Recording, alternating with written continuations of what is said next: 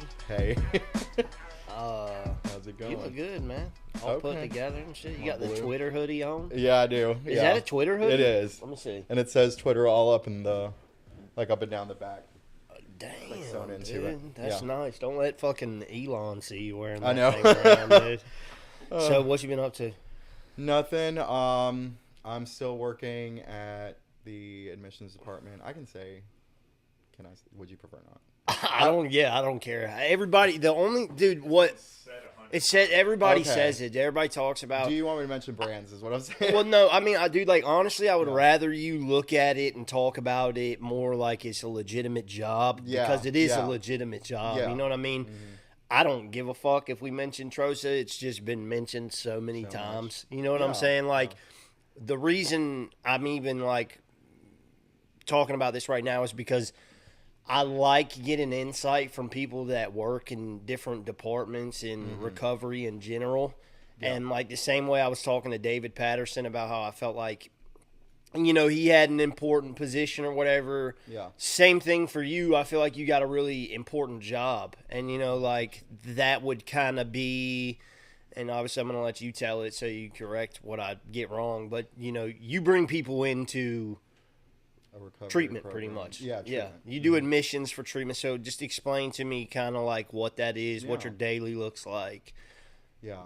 So it's hectic sometimes. It's just, it comes in waves. But yeah, I work for the admissions of a treatment program, recovery based. And generally the most hectic part is just trying to make sure everybody meets the qualifications based on what the program offers. So like, okay, so what kind of things like pop up as red flags when people are trying to get in? So generally speaking, I'm going to say generally because I hate putting like a stigma on specific programs for not being well equipped.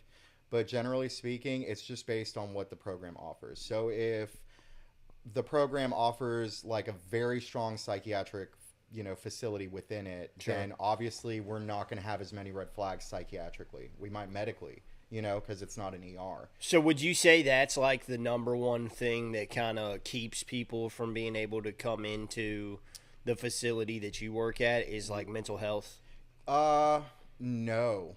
I would say more, well, first and foremost, definitely like the desire, because we go through all the steps and it's like they still don't want to. But like as far as from the, what we allow, medically, I would say.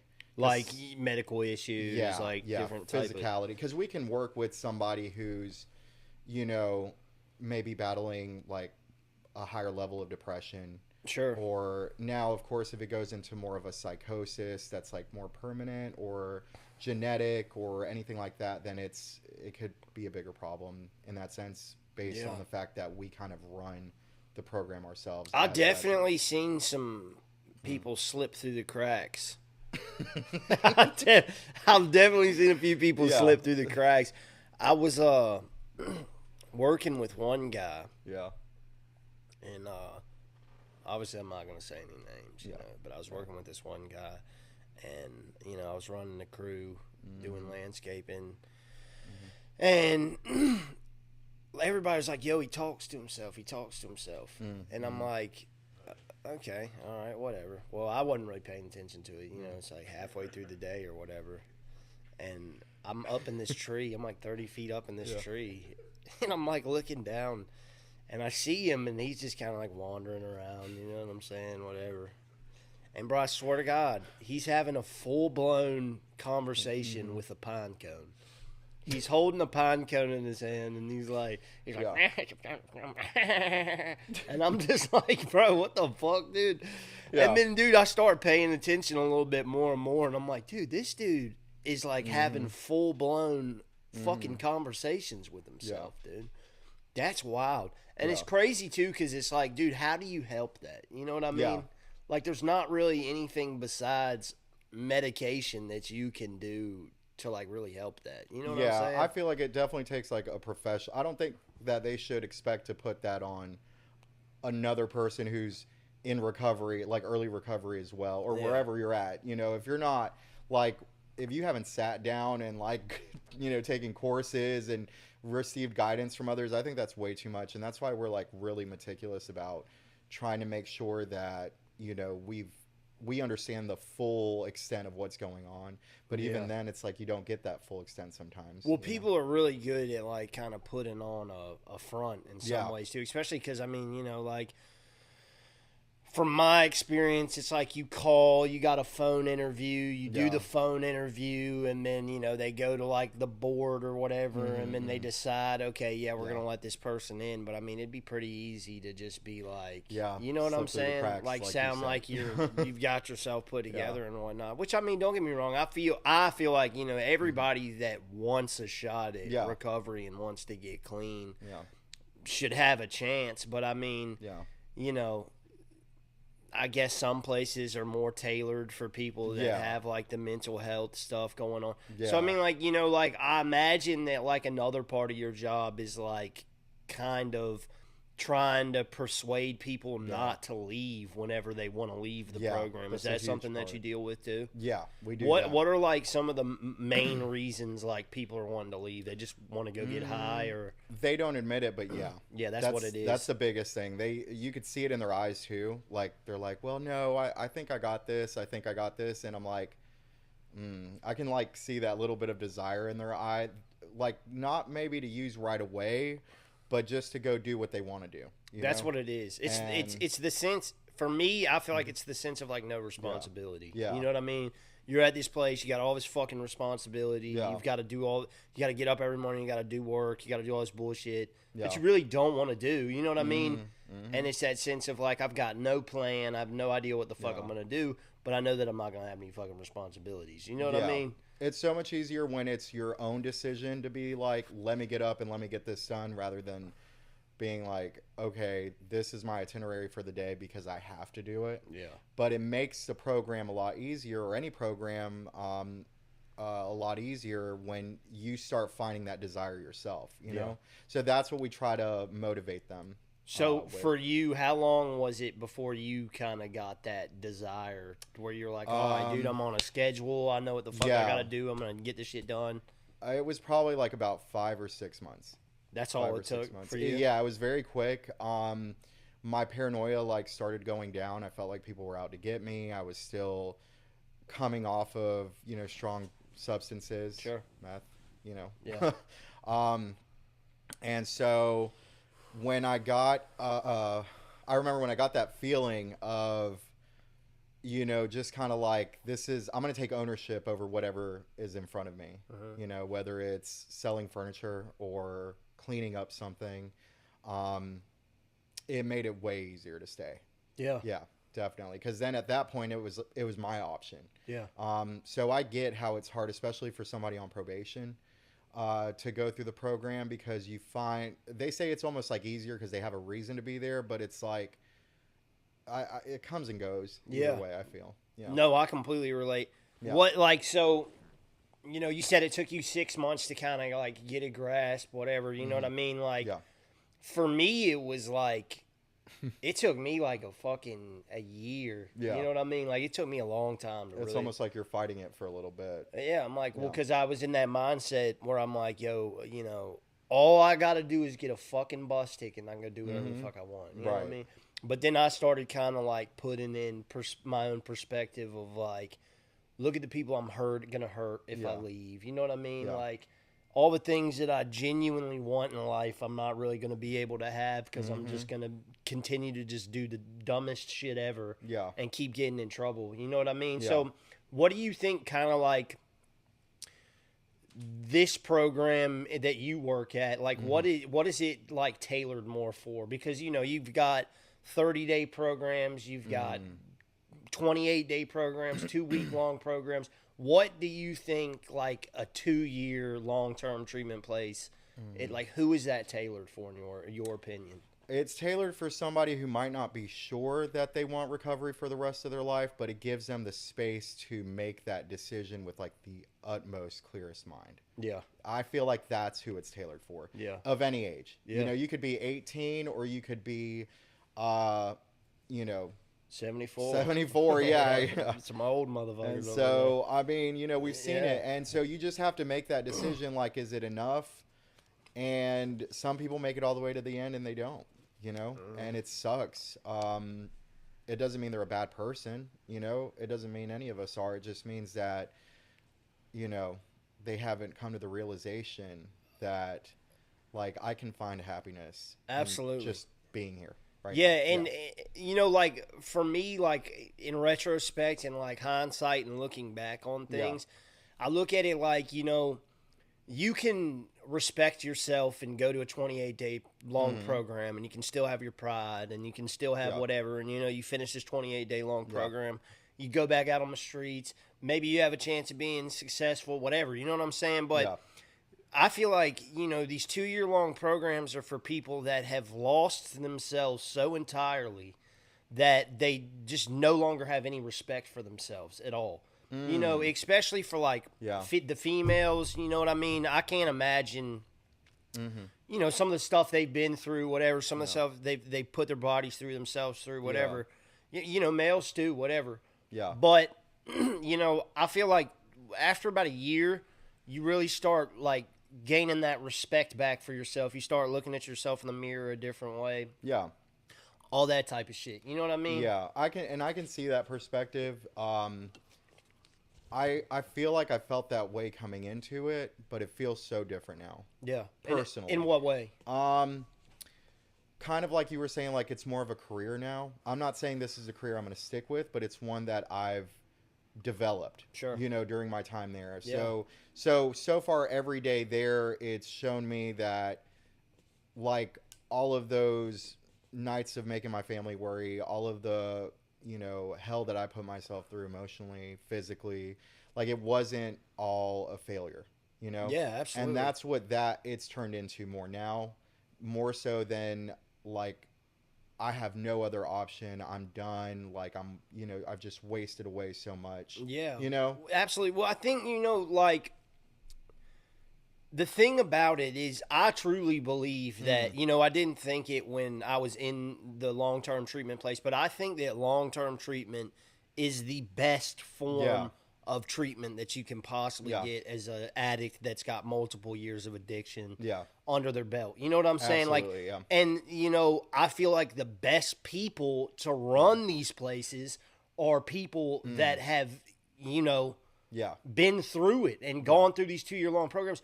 We need addicts to be running these places that addicts are going to. Yeah. Because, you know, you go to these 28-day long programs and all this shit, and you sit there and you listen to somebody tell you about what happens to your body when you get... Dude, no one gives a fuck what happens to your body when you're getting high. You know what I mean? Like... But everybody, for some reason, cares when you're, like, in recovery, and then they're, like, feeding you something. Yeah, they're like, oh my gosh. And then they're like, ew, I don't want that. I have to... pause? I'm going to be doing this for 6 months? I'm going to be going through... Like, who the fuck cares, I'm going to be putting that on my skin for that long. No one... If you shot dope, and you fucking shot dope... and did all this dirty shit, who the fuck cares what happens to your body? I don't need to know that shit. What I need to know is, how can I put the pieces together in my life to fit so that when I get done with this place, I can start to try and build a successful life for myself. And we need addicts. Yeah. I mean, I definitely agree with you. You know what I'm saying? I agree with you wholeheartedly. Yeah. Wholeheartedly? Wholeheartedly. Yeah, okay. But the thing is, though, I'm not going to completely bash the non-addict leaders in the community. Especially, like, for sure the professionals in the sense of, like, the medical, psychiatric. Yes. Business administration, I feel like... No, you know what I mean? Like, like, I'm talking, like, maybe, like, the moving company sector of it. I absolutely understand. You know, I'm talking more so... cancel out where we were. You know what I'm saying? Leave that out of the picture. Yeah. I'm saying when one of these addicts finishes a 2-year program, they get some time under their belt, whatever, they maybe get a business sense, whatever, they need to start opening their own places. Oh, absolutely. Do you get what I'm saying? Yeah. They need That's a huge factor. Yeah, they need to start continuing the bloodline of this recovery shit, because I'd rather see a professional that is a non-addict working alongside an addict that's in recovery, because that guidance is like, I mean, knowing what it is to go through that and understanding like the mindset and the, as I read the word, the mindset and the I forgot that was over there. and the like, just the whole journey that is recovery or early recovery, to have somebody being able to give that feedback in a very like professional way is super necessary. I don't think it should just be created like, I wouldn't really feel very comfortable going to a facility where no one is a recovering addict as far as the staff there. Yeah. Does that make sense? Would you feel comfortable if it was nothing but recovering addicts? No. Why? So why? So I feel like there should be a dash of like, you know, well-educated professionalism. Not saying recovering addicts don't have that education. No. But it's so rare because we spent our life Absolutely. in addiction, And I you know? also agree that when it comes to the business administration side of things, like, you know, you need those people. Mm-hmm. That's why you have a board of executives. Yeah, that's why you have a board of executives, because even if you're an addict and say you get clean, you go to college, you do all this shit for 4 or 5 years, whatever, you get these degrees, you know, still you have to have a board of executives to run a place. Yeah. You know what I mean? Just to make those decisions, because they're seeing what the outside world is looking at when they're looking at us. So if, you know, a donation wasn't handled well, or if a certain amount of money wasn't processed accurately or something, it sometimes takes that eye to really understand, you know, like, how do we fix this? Yeah. How do we make sure we don't get sued? How do we make sure the program continues? So it is a balancing act. I completely agree. Yeah. No. So I completely 100% agree. Yeah. But what I was kind of getting at, and I kind of retraced my steps and explained it a little bit. Yeah. But I'm like, you know, addicts. We need more addicts that get clean and go into recovery. I agree with that, though. Continue on with this recovery shit. Where it's like a majority of recovering addicts making decisions, deciding how like a job flow should go, you know, working with like the stresses of every day, one-on-one with those people in early recovery. Yes, that's super necessary. And they need to cut out all these money hungry bullshit motherfuckers that are getting into this, because dude, it's for one, and I'm saying this because it's in my mind, I 100% believe it wholeheartedly. It's too difficult for an addict that is in active addiction to find a place to go to. And, you know, you can say, oh, there's all these resources. All you have to do is go to a detox, blah, blah, blah, blah, blah. An addict's not going to get on a phone and spend time scrolling through motherfucking phone trying to find a goddamn treatment center, and then calling that treatment center if they've got a PPO plan, asking, yo, are you in network with my insurance? Blah, blah, blah. They're not going to do all that goddamn shit. Somebody needs to streamline that shit. Yeah. You call one thing, or you go on one website, or you go on one app, whatever, and it's all right there. You know what I'm saying? Something that's like trustworthy too. Yeah, trustworthy. Because you're so freaked out mentally when you're like getting high that I remember the first program I was going to go to while like from Delaware when I was living up there was this one in California. And it was the very first number that came up. What was it called? It was something like, I don't know, it was Windward expensive. Way? No, it was like Lighthouse. in the mountains. Oh, it was in Northern California? I think so, yeah. Yeah, okay, I've never been up there. And they told me, the guy on the phone, it was the very first number that came up. I'm spending hours on the phone with this guy. He's like, you gotta come. And I'm like, you know, in my mind, I'm still high. You know, I'm in this whole different world pretty much psychologically. Yeah, 100%. Yeah, and so it was a mess, dude. I showed up to Baltimore, Washington airport, lost my keys, lost my wallet, found everything, got through TSA, got on the plane, and I was so deep in psychosis. When somebody got up, because I guess they got freaked out, I got up too, and I left the plane.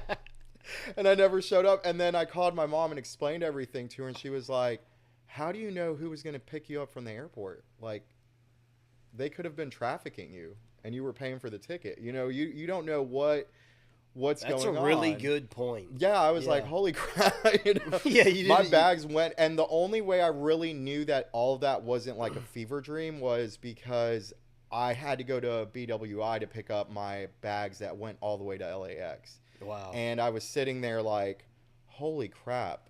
And yeah, I was miserable. That was awful. Dude, my experience with California, the first time I was at a halfway house, and you know, like my dad, he's got a lot of money, so he had pretty good insurance. Yeah. And you did insurance through the halfway house, or no? Yes, oh, yes. Okay, so the one I was at, you had to have insurance because of the drug test or whatever. Yeah. Well, me and my baby mama, we ended up like, you know, we had met at the rehab we went to before we went to these halfway houses. The first day out, I got her pregnant. You know what I mean? So she's pregnant this whole time. We're getting high at this halfway house, and this guy's like, I've tried to fake a piss test, but I had the bottle of piss sitting under my sink in my bathroom for like 2 days. Oh, God. So when he's like, yo, I need you to take a drug test, it was like in a little squirt bottle thing. So I just, you know what I'm saying? But it wasn't, the heat didn't register because it was too cold or whatever. So anyways, they were like, yo, you know, you got to go. I'm like, dude, where the fuck am I supposed to go? You know what I'm saying? Like, I don't have any money. I don't have a job. I'm just kind of like coasting right now. Yeah. They're like, I don't know, dude. You're going to have to figure it out. Well, I get a call from the guy who owns the house. Yeah. His name is Ryan. And he's like, yo, you want to go to California? And I'm like, what? What the fuck?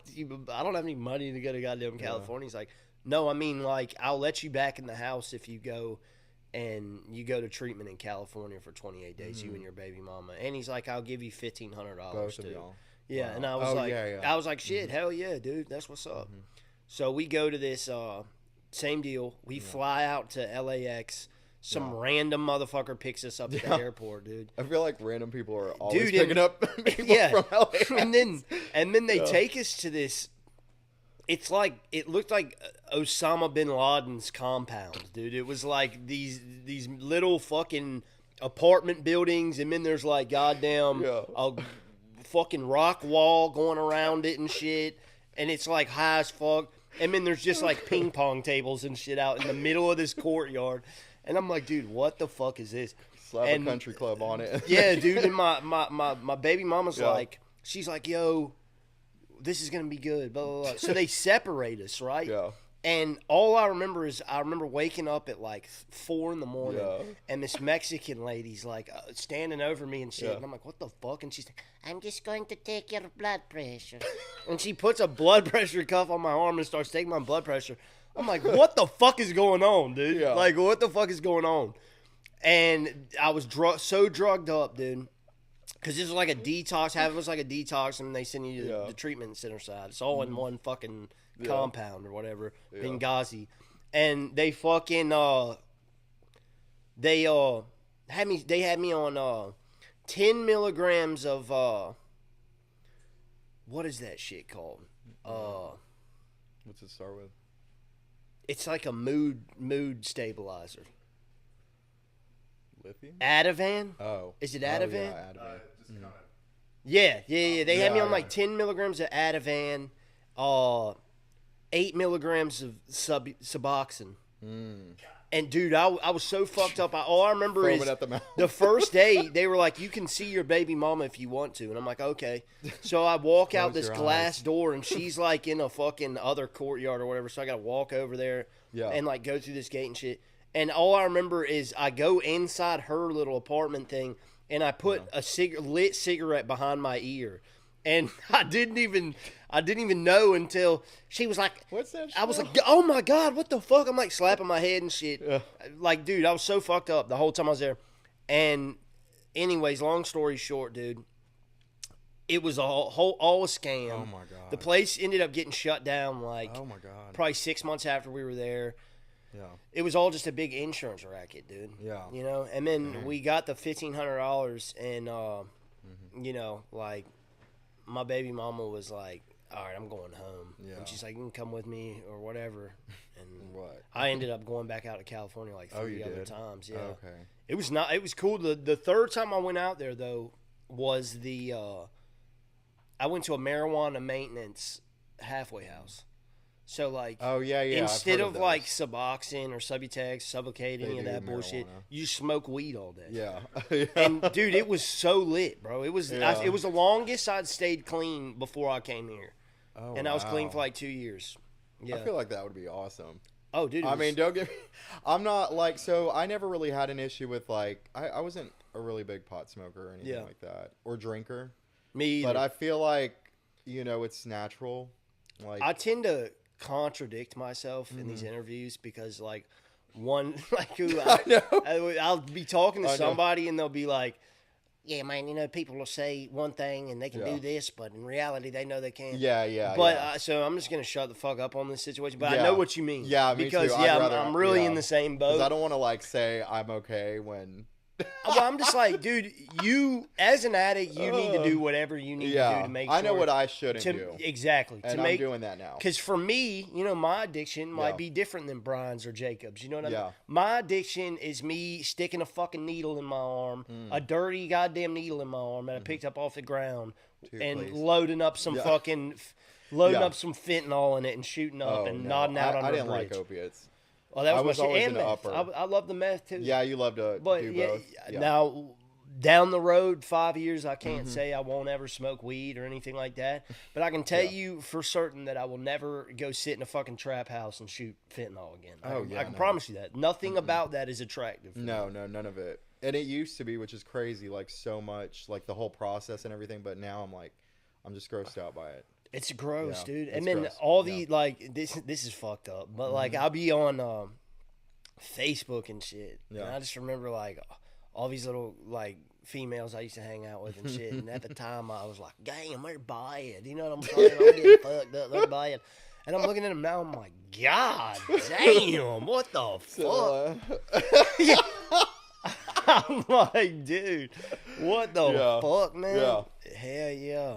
It happens. It's nice though. Yeah. Man. It's been. I have the same experience. I'm like I look at some of the guys and I'm like, oh my god. Oh god. It's just like, dude, some of these pictures, some of these pictures, I'm just like, what in the fuck, goddamn, caused you to be like, dude, this is gonna be my new profile picture. This is it right here. Like, I feel like I've seen some of your old ones. Oh, dude, I had some fucking straight. I thought I was the most gangster motherfucker on the planet. I used to do all this editing with like little smoke around my head and these like orbs and everything. I mean, like, yeah, dude. Oh, and I'd be looking at it like, oh my god. Oh, this is everything. This is it's been 3 hours editing it. Yeah. I spent like 30 minutes on the floor of somebody's room. I know I'm a genius. That sounds about right. Yeah, dude. That sucks. Yeah, I used to always put like, it would be like me. I'd be like, "Yo, take a picture of me, but wait until I'm caught off guard to take the picture." So he would like the album cover of like like a rock CD, like views from the 6. Like I'm just sitting somewhere like. That's my purpose. And then I'd put like a big fucking 6-point star over my face and shit. It's like a Jewish awareness banner. But I'm like, yo, let me put this shit up there, dude. Like, they know what I'm talking about. Yeah, dude. That's what it was, man. Yeah. No fucks given, bro. Yeah. That's what I mean by like, because it's not even like, it's like a very mild psychosis that just keeps going. Yeah. You're just sitting there and you're like in this make-believe world. With make-believe rules. And, dude, I think that's why meth in particular is so... Did you ever suffer from, like, bad psychosis? Like, you thought you were legitimately...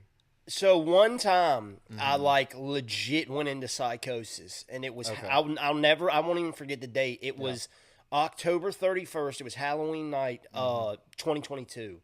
And I was in Asheville, and it was me and this little girl I was, fucking around with or whatever. We were homeless, living in a tent and shit. Yeah. And we got into it. I'm like, fuck you, bitch. I'm gone. So I had this bike that I stole from somebody. Yeah. And I just start riding this bike. And have you ever been to Asheville? Yeah. Okay, so I'm like riding this bike down Swannanoa River Road from Tunnel Road to Biltmore Village. Okay. And my whole like grand plan of the night is I'm like, I'm going to go hit some cars. I'm going to come up on a lick. You know what I mean? I'm going to break into some cars, steal some shit. First, I'm gonna get high. Yeah. So there's this like little apartment complex across the river.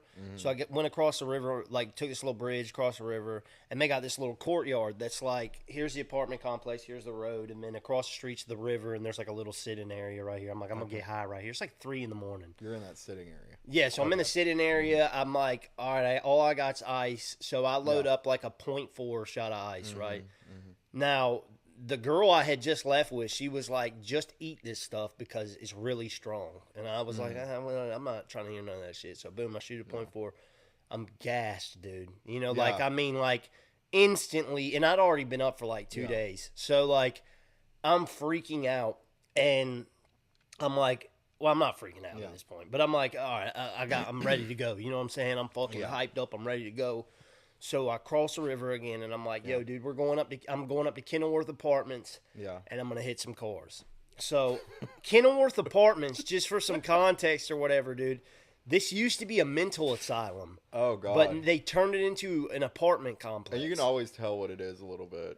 For sure, dude. It's so creepy looking. Yeah. But there's always a ton of cars up there. So I'm like, dude, I'm going up there. I'm going to hit cars. Yeah. It was so scary. You know what I'm saying? Like, it looked like some shit from, like, a fucking Halloween movie, dude. Like, it was so scary up there. And I kept hearing, like, fucking rustling around and shit. And I'm like, what the fuck is that noise, dude? I'm like, is somebody following me, bro? So I start picking, like, rocks up off the goddamn ground and throwing them. And, like, acting like, making sure nobody's behind me and shit. I'm just going to skip to the story because I'm talking about myself too goddamn much. But, long story short, I thought I was getting chased by a bear. Yeah. And I was convinced for like 3.5 hours I was getting chased by a bear. I seen a trash can that was knocked over. Yeah. And I'm like, dude, this bear is out to get me. So I break into this car, and I hide in this car until daylight. And I ended up falling asleep in this car. And finally I got woken up by the guy knocking on the window. He's like, dude, what the fuck are you doing in my car? Like, the cops are on their way.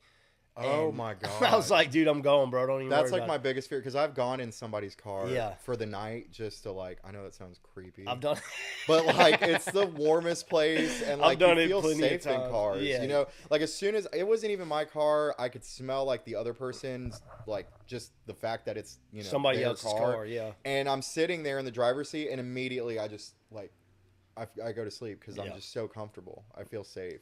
It's nice sometimes. I did it at a Meineke repair shop. They used to like just leave abandoned cars outside and in their lot, and so I would just open a door and just sit in there for the night. Yeah, I've done that. Like, literally, I've done the same exact. I've done the same exact thing, dude. There was this.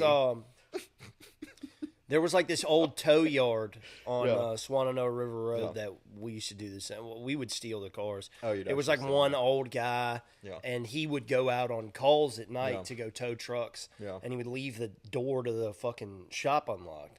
And we would just open it up, go take keys off the fucking rack, hit the button, find the car, get in it, and you know what I mean? And then just sit in there and chill. Or no, you would actually. We would just drive. Yeah, we'd ride. Oh, okay. Yeah. I never like stole a car to accomplish anything. Like, I always just stole a car to ride around, get high, and like, and then I would get freaked out and I would ditch it and I would steal another car. So that was like my one kind of weird psychosis experience. I seen like shadow people and all that type of shit, but like. You seem like you like really went into psycho. Explain that to me. Like, what is psychosis for you? What is that? So for me, it's complete delusion, I would say. It's like I would experience it almost like, if not every time, every other time that I would use. So what do you mean? What do you mean? Like, so the first time it was really bad. I thought the world was ending. And I thought that I had to stand in certain parts of the house just to avoid it from happening. And I would hear things like big crashes and big booms. And I felt like I had some sort of blindness that when I looked out the window, everything looked normal. But in reality, it was all going to hell. And I could hear helicopters. I could hear the worst psychosis I had, though, by far, the one that was the most traumatizing was like every 5 minutes I would hear my mom scream, like her voice screaming my name, like begging for help, or like really mad at me. It would switch. The tone of it would switch. But it would be every 5 minutes for an entire night. Literally until, and it would come, the sound would come from the woods. So I would go out to, if I was in the room, it sounded muffled, like it was from outdoors. That's scary. And if I was on the porch, it sounded like clear as day coming through the woods. So what do you think, like, after you go through those weird experiences and, like, you know, that sounds like some fucking scary ass shit. Yeah. You know what I'm saying? Like, yeah, it's traumatizing. What is the motivation to just keep doing meth after all that? I guess the sex. That's Yeah. it? Well, so I was hooked. Yeah, I would say absolutely. in many Well, ways. let me hit you with a statistic, and it's always interested me when I like looked at it the first time because I'm like, damn, I just don't see it. But okay, so like according to like the CDC and the whatever, you know what I'm saying, FDA, you know, like fentanyl and heroin, there's a 45 to 50% chance of a successful recovery after rehabilitation from those drugs. Excuse me, 45% chance. You know, alcohol is a 50% chance of successful recovery after rehabilitation. Methamphetamine is a 25% chance of successful recovery after rehabilitation. Yeah, and I mean, you know, these statistics are from like 2023. But I mean, you know, it's just wild. You know what I mean? And but you don't really start to understand that until like what you just said, how addicting it is, because you go through all these weird psychosis things. You're in these moments and you're like, what the fuck is going on? Like, this is fucking creepy. This is scary. But you keep doing it. It wouldn't start off like that. Like, each time that I used after being, like, somewhat, like, sober or well-rested, I should say, it would start off very, like, obviously a lot of dopamine was being released. That's a big one for me, the feeling of happiness. Just feeling like life's perfect. And I didn't realize that in itself was a delusion. You know? Yeah, absolutely. You know, I just thought that it was opening up my mind to feeling like good and just feeling happy and experiencing that great happiness. And then it would, I guess, with the lack of sleep, especially after like the first day going into the second, it would start getting really freaky. Like definitely the shadow thing. And when you're doing, so I started off using, the first time I used meth, I didn't know there was meth mixed into like Molly. The heroin. Oh, heroin. Yeah, and somebody shot me up. So okay. they did it like that, and I was like, you know, it felt incredible. Yeah, trust me, I know. And I thought the feeling, they told me it was only heroin, and I was very young. So I mean, I was like 19. So I thought it was just heroin, and I kept using heroin. And so then I stayed clean. No, I didn't stay clean. I used it steadily, and then things got really messy, and I ended up moving out of state, out of the country for a little bit. I moved in with family where I'm originally from in Costa Rica, and I went down there looking for recovery, but not really telling anybody that I needed recovery. So my dad had no idea how in-depth my addiction was at that point. Yeah. Then I found cocaine, which down there was cheap. Pure, probably. Yeah, super pure, super cheap, easy to pick up. I mean, it was, I'm not saying it was everywhere, but it was, you know, it was everywhere. And so, I didn't really realize that it was super dangerous, but it's so pure down there that like I was hospitalized for a little, well, really for like a couple days, but they were like, you were about to go into cardiac arrest. Wow. Because of how much you used. And I then started like an actual recovery with my dad, thankfully. And then, that lasted for like about maybe 4 years. How old are you at this time? I think like during this recovery time towards the end, I'm like 28, 29. So what's maybe. It? Because one of my best friends, his dad, long story short, his dad went on the run when he was a young kid, and they went to Costa Rica, and he grew up in Costa Rica. Went there too? Okay. Yeah, but you know, he said it was fucking rough. I mean, like, what is? So I guess it really depends on how you live down there. Yeah, you know, it's like being poor down there is like you're poor as fuck. You're in a third world country. Yeah, you know? You're walking on dirt floors in your house. You know, you're like.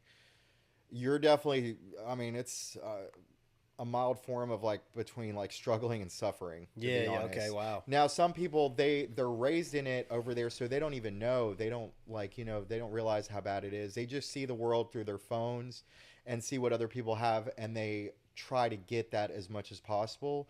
But it's like anything. It's like how we look at people who are billionaires, on Yeah. yachts. Like, yeah, we might be on a pontoon, but we're still, Yeah. like we're still having fun, And so it's a variation. Thankfully, You were in the governor's mansion. no, it wasn't like that. Not at that level. Your But family was running the ports. They're doing. I mean, at this point in our life, thankfully, they're doing pretty well. Like in the sense of like, we're able to have the car. God damn, I'm the fucking car. up, dude. We're able to have like the cars that we need to go to and from. Yeah. Eat certain ways. Are a things lot like of people down there on drugs? There's now more than ever, yeah. Now fentanyl's down there like wow. bad. So it wasn't that bad when I was there at all. And so and it would be really cool if there were more programs down there like this up here that I've been to, but I mean it's kind of, I'm not even going to get into that too much. They're like almost caging you, like it's almost like jail. Like living there. Yeah, just like visits are like behind bars and stuff. So it's, you got to visit your family through like a little, it's The recovery place. Yeah, the recovery place. You're not even, and it's fuck, locked. Like, you're going through like 7 gates just to get in, and I mean, it's just, it's what they're used to, Yeah, So and that's such a devastating experience. Yeah, because like someone from here doing that down there. Yeah. Fuck that. I'm sorry, but No, absolutely. I would not be able to do it. But first, I want to say this because I feel like me and you are kind of similar in the aspect of like the type of addicts we are. Yeah. Because like me, I didn't really. There was no super traumatic event in my life that I was like, oh my God, this is awful. I need to numb this pain. And I know there's tons of addicts out there that have experienced so many like terrible experiences like that. But that wasn't me. You know what I mean? I had a good family and all that shit. My thing was like I just liked to get fucked up. Too. You know what I mean? And I fell into this thing when I was younger where I'm like doing Molly, I'm doing ecstasy, I'm doing Xanax, whatever. And I'm like, dude, I can do this for the rest of my life. Yeah. And it's going to be great. You know what I mean? And then, fucking 5 years down the road, I'm fucking living under a bridge and shooting heroin. You know what I mean? Yeah. But I feel like me and you like relate a lot on that type of aspect because a lot of people have had on the shows, they've had some fucking rough starts. I know. Yeah. And and I get it too. I'm like, I would, self-medicating sometimes seems like the only option. Yeah. So it's like but I didn't have. I think the worst thing that I had was probably accepting myself. I had a big issue with, and I'll never forget one of the doctors that I had for one of my psychotic episodes was she went up to my mom and she goes, because she had talked to me, she knew like of my whole life. She's worked with my mom for years at this point in the medical field, and my mom's more of administration and stuff, but they've always worked in the same clinics. And they had a really good relationship. And she goes, I think the issue with Lewis is he just doesn't accept himself fully. Yeah. And I remember I was so offended by that in the moment because my mom tells me everything. And I was so offended. I was like, who is this bitch? Like, what does she know about me? Like, I definitely love myself and this, that, and the third.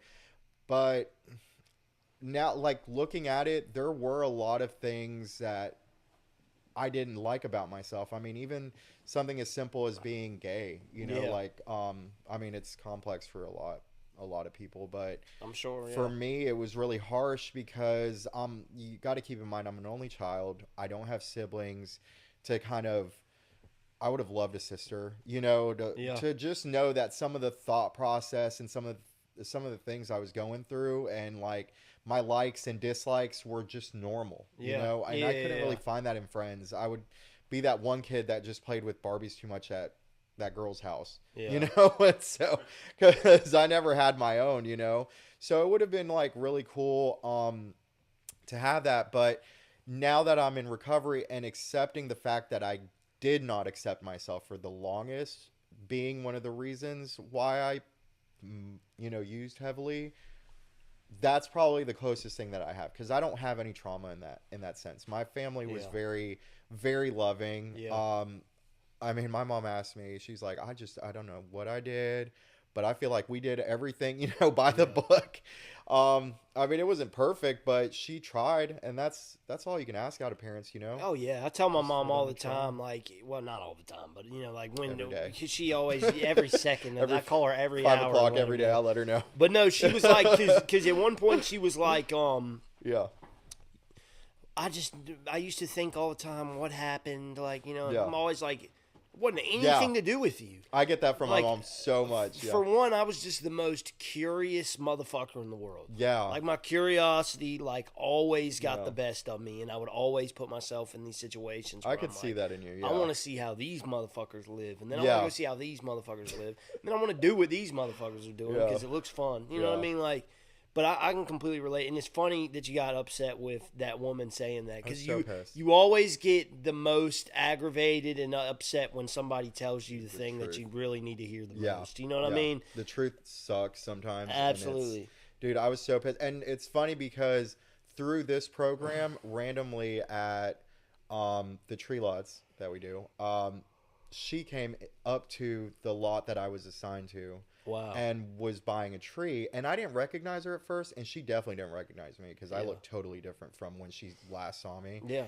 And I'm over there just customer service, you know, giving her like everything, and I go to write her name down. I'm like, "What's your name?" And she's like, God, I'm blanking on her name. I mean, I know her name, but I was like, You don't have to say her name. I don't want to put her on blast Yeah, like you that. don't have to say her name. But she was, I say her first name. I'm like, "Oh, so and so so," and she was like, "Yeah," and I was like, "It's me." And she was like, "Holy crap!" Like, she gave me a big hug. So it was super, like, it was awesome to have that moment, and that's when I really started thinking like of the words that she said and all of that, and I was like, that really was the issue, I feel, maybe. Yeah. You know? And I'm okay. I'm not saying that I'm super content with the person I am right now. I'm trying to like evolve into that person. Yeah. But I have the tools now to try to do that and focus on what I want to change. Well, I mean, do you love yourself now? That's the most in No, my I'm just mind. kidding. Yeah, I do. Yeah, well, I You're mean, like, oh, God. and that's a Yeah. really broad question. Yeah, too, yeah. Because, like, in my mind, you know, I am way happier with the man I am today than I was 2 years ago before I fucking decided to get some help. You know what I mean? Yeah. And, like, this is definitely the most comfortable I've been in my own skin in a long time. You know what I mean? I would fix a few things. About me? No, about me. No. I do a nose job, maybe. No, dude, you're tripping, bro. No, I would. I mean, shoot. Not saying like the actual physicality. I would fix a few things internally too. Yeah. That's like my biggest issue is just making sure I get to that. But now I'm okay knowing that the person I'm starting to evolve into is who I love and who I'm happy to be, and the person I'm headed to becoming, especially in my old age, is who I want to be, you know. But yeah, you know, to answer your question, I do love myself. For Good. Sure. Yeah. I mean, I think that's like the most important thing. I found that here. Yeah. too, Yeah, in dude. this That's recovery, it. Yeah. Because, you know, like whenever we would do, and they're not going to know what the fuck we're talking about, but games or whatever, you know what I'm saying? Therapeutic like, encounter sessions. Yeah, therapeutic, whatever session. And, you know, like, for people that don't know, you sit in a circle. It's twice a week. You sit in a circle, and one person gets the heat put on them about shit that they've done wrong, and then everybody just goddamn goes in on them. Behaviors. Well, I remember there used to be like a few people that would be like, I'm only here to get my license and my job, and then that's all I need help with. And in my mind, I'm like, dude, what? That's like the fucking dumbest shit I've ever heard. Like, all you have to do is go to the DMV and get your fucking license. You know what I'm saying? Or, but then like, you know, like further on down the road, like more time in the program, like where I'm at now, like I realized that some people don't know what the fuck to do in life, and they don't. It doesn't. They don't even have to be on drugs. Yeah. You know, some people really just need help. I mean, you got to think like some people were raised with they live out in the middle of nowhere. Yeah. The only thing they know to get to and from everywhere is a car. Yeah. And they don't even have the mentality, well, or I guess the drive, because it takes a lot of drive or desire to walk maybe 13 miles to get your license, and then have to walk to a job to and from. They just might not have those resources at all. That's a good point. Yeah.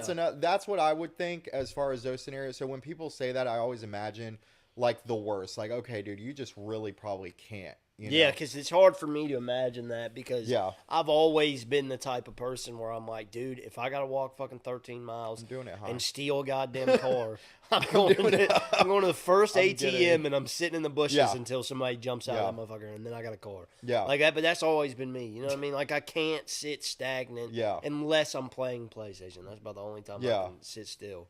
Yeah. And, well, there's nothing wrong with that. It's just turning it into the right putting it in the right things, guiding that shit into the right direction. Yeah. And I think that's super important. But yeah, I mean, as far as that, like with my life, where it's going and stuff, I'm happy. I'm not really sure what I mean, I know I have an idea of what I want to get into in the future, like professionally, but which I'm trying to would figure be all that. Well, I definitely know it's somewhere in the administrative environment. Yeah.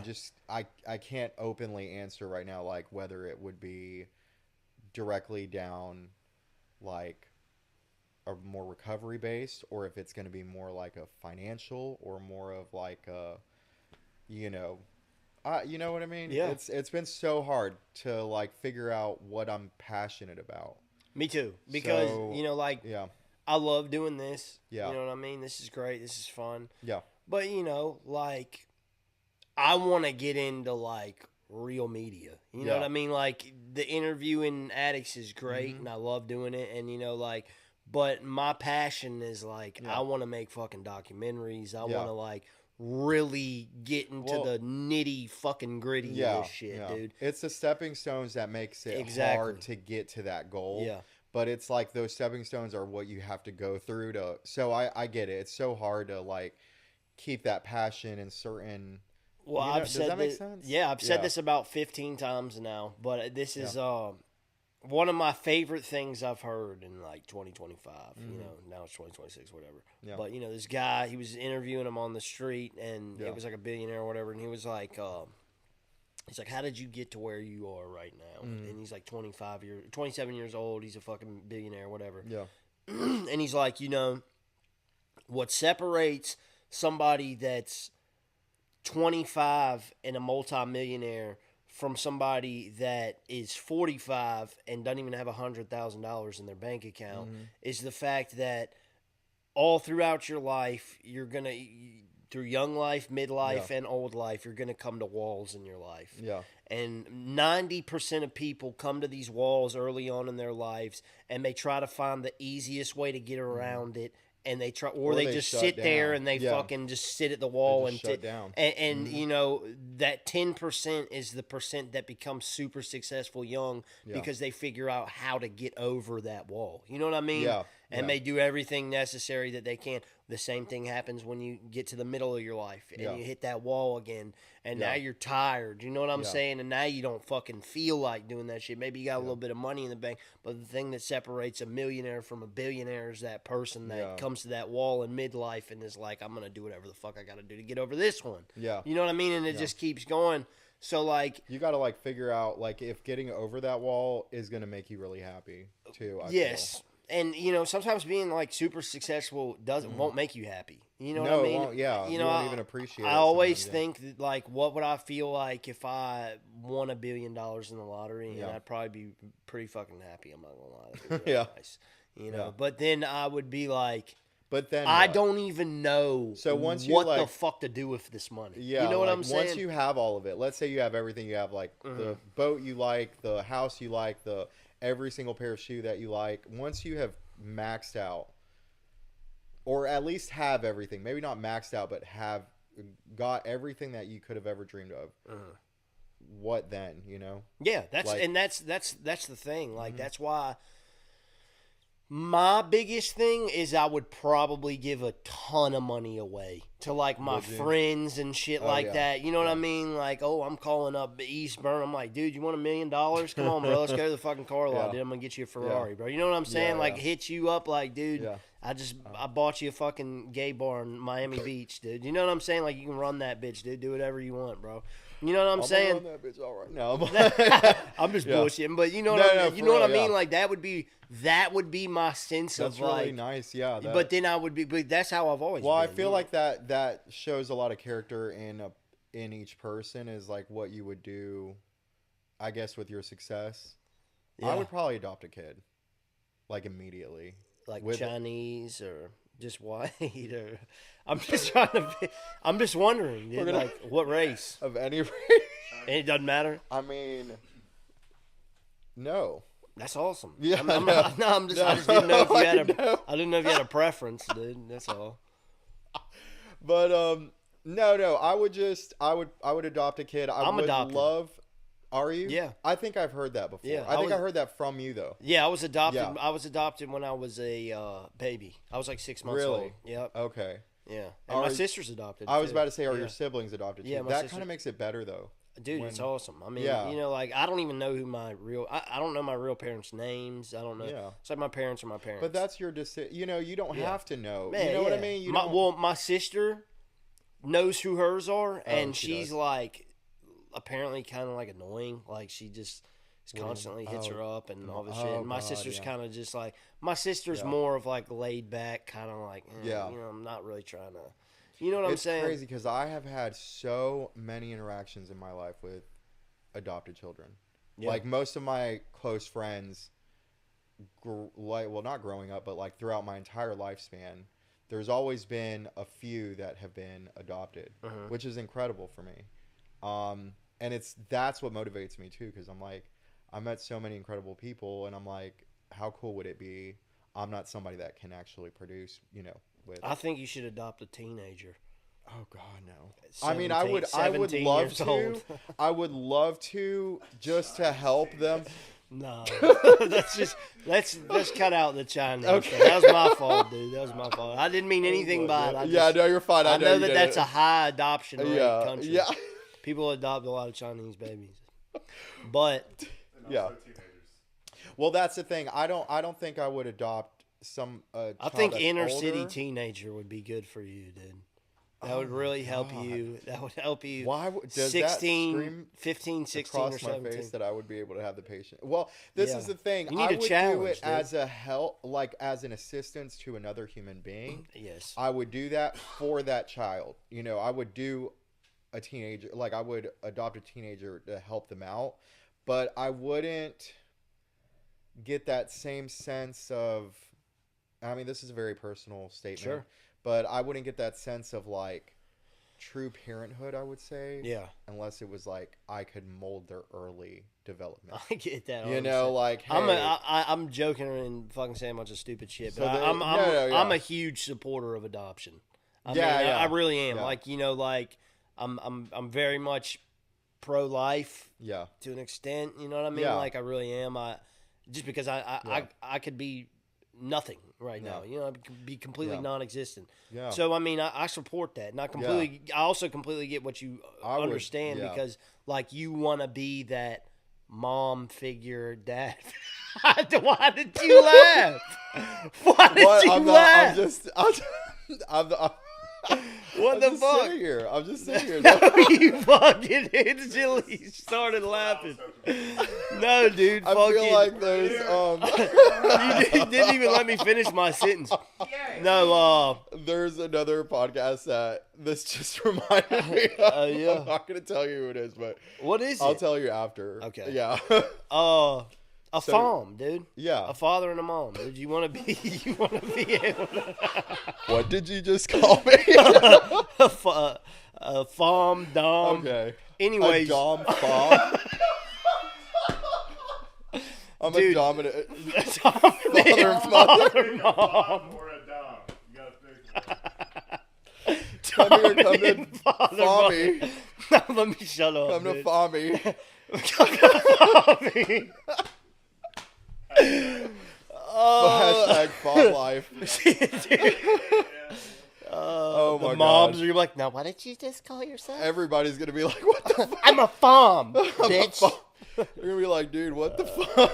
Dude, that's great, bro. I think No, but for real, and I love that. Yeah. I love the conversations that just those different relationships and adoption sparks up. I mean, it just gets it makes it more normal. Like, hey, yeah, I'm adopted. Okay, we don't have to sit there and grill you for like 30 minutes about your life just because you're adopted. Well, I mean, the anymore, beauty for me too is like I don't fucking know any of the answers to somebody's questions. That is you know good, what I mean? yeah. So like. Yeah.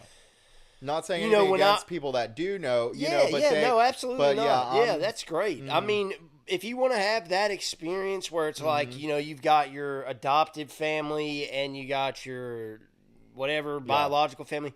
But me personally, like the way I always looked at it was I was like, I'm not going to say always because I used to get mad at my mom back in the day and I'd be like, I'm going to go find my real mom. You know what I mean? What would she say? She'd be like, go find her then, Good. motherfucker. That's what I would say. Right.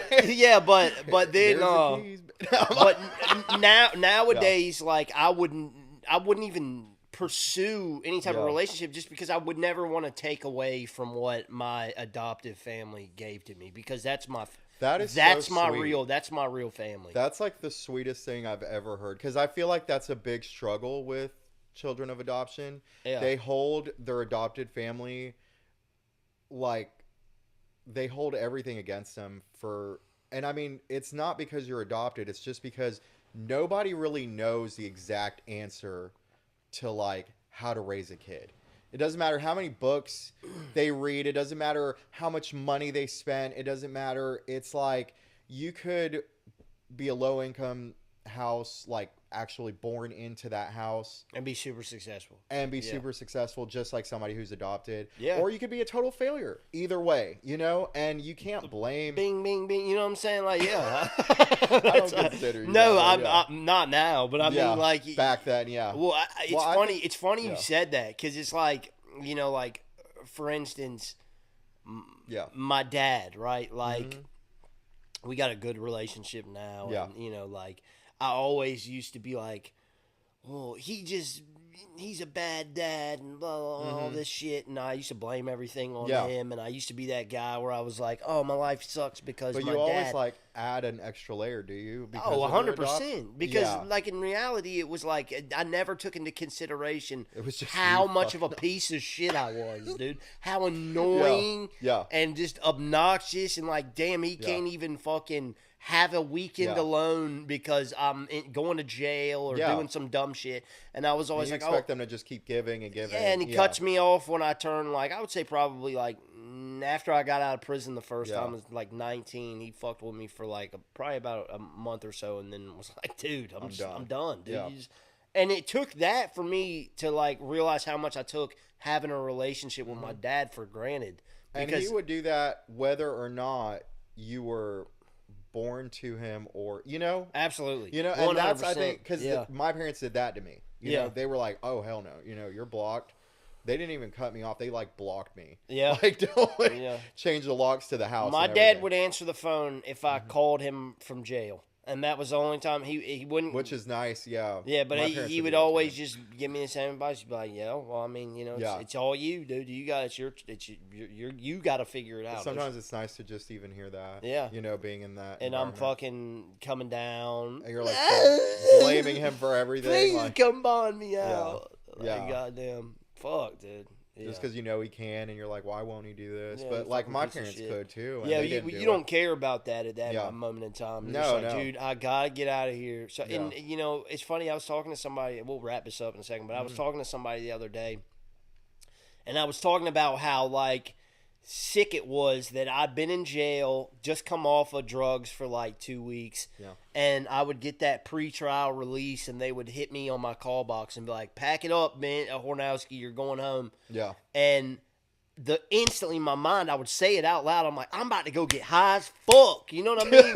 Just came off this shit for 2 weeks. Yeah. And then I'm like, instantly, I'm like, dude, Yeah. I'm going to get some pussy and I'm going to get fucked up, dude. Oh, my God. Probably at the same time. You know what I mean? Like, that's the way my fucked up mind worked. I'm like, dude, this is what I'm doing. This is all I'm thinking about. Boom, boom, boom. I just want to go get high, do this, and then run around and do nothing. Accomplish absolutely nothing.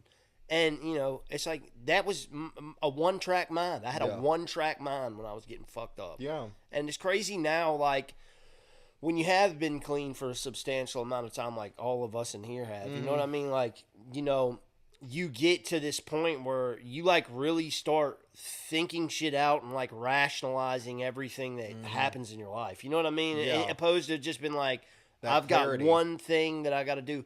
Now I've got like 10 different ways I can try to go about achieving something. And they're all good. They're all good. They're all good. Yeah. They're all productive. You're like, even if it's something that won't really turn around and make you, you know, tons of money or you know, advance you in a way, you know, it's still like, you're like, at least I'm not like fucking up or you know, going to jail Absolutely. or hurting my family or, you know, hurting myself or reducing my lifespan. Sorry, I gotta check something real quick. Okay. Dude. Fuck me, I guess. No, I'm just Is your tongue pierced? Yeah. Oh. Yeah. Wow. Dude, what do you think about this, dude? I got down and switched it up a little bit. I put Yeah, the yeah. septum ring in my nose. Oh, you did? Okay. I mean, ain't nobody So doing is that your shit. septum still pierced though? I've never had my septum pierced. Oh. Actually, I did. I thought you said my septum ring. And No. I put a septum septum ring. ring. Okay. But I had my septum pierced. Yeah. I went through Me this too. weird stage where like there was these It two. was like common. There was these two kids, bro, when I was growing up. Well, not when I was growing up. I was probably like 16, 17, probably 18, whatever. But Patrick and Hunter, dude, and I thought these two motherfuckers were the coolest kids in the world, dude. I'm like, Fuck yo, you, these Patrick. motherfuckers Fuck you, are, Hunter. they're so fucking cool. Yeah. And bro went and got his nose pierced, and my lame ass was like, I'm not even gonna say nothing. I'm just gonna go get my nose pierced, bro. Oh, shit. And I'm gonna get my nose pierced. Bro got his septum pierced. I'm like, dude, I gotta go get mine. And that now I look back on it, I'm like, dude, I was such a fucking loser, dude. I mean, But you know, I like, get it though. yeah, but now I mean, it's like, you know, it's okay to be yourself now. You know? Yeah. Like now I look back on that and I'm like, damn, those dudes were cool as fuck. Were they? Yeah, Okay, hell okay, Yeah. at least I they were don't. there, I haven't yeah. talked to them in years, but I'm sure they're still cool as hell. You know what I Yeah. mean? But yeah, dude, it's just like, Yeah. I've done that so much with people Oh, too. my God, like dude, I'll see somebody and people will get pissed. They'll be like, "Why do you get what I get?" Like, and I'm like, "Oh fuck!" I'm like, "I'm sorry." I used to do it mostly when I was a kid, though. Like, you know, Yeah, I do it well, all I the mean, time, like childhood at like 16, the exact 17. same shit too. Yeah. Like, bro gets a golden Yeah. nose ring. I'm like, dude, I gotta get a golden nose Yeah. ring. You know what I'm saying? Like, The only thing fuck. I never did was like a tattoo that was similar to somebody. Oh, yeah, not me. Because I'm like, that's Yeah. very you. Yeah. Like you picked that, and I don't want to get it and think of you every single time. I always get a tattoo that's like pretty. Somebody might also get it, so I can be like, dude, what the fuck, man? Like, like what the fuck, bro? Never even knew this person. You know what I mean? But just be like, yeah. But dude, thank you so much for coming. you for this having was me, great, dude. I love just like the whole sitting and chilling thing. Yeah, me too. Like I like that Yeah. a lot. I like that format. You told a little bit of your story. You know what I mean? Like it was great having you. I love Thank you. Thank you I love for you too. coming. Yeah. For real. I Brian, appreciate thank you. you for coming. I'll get you on here next.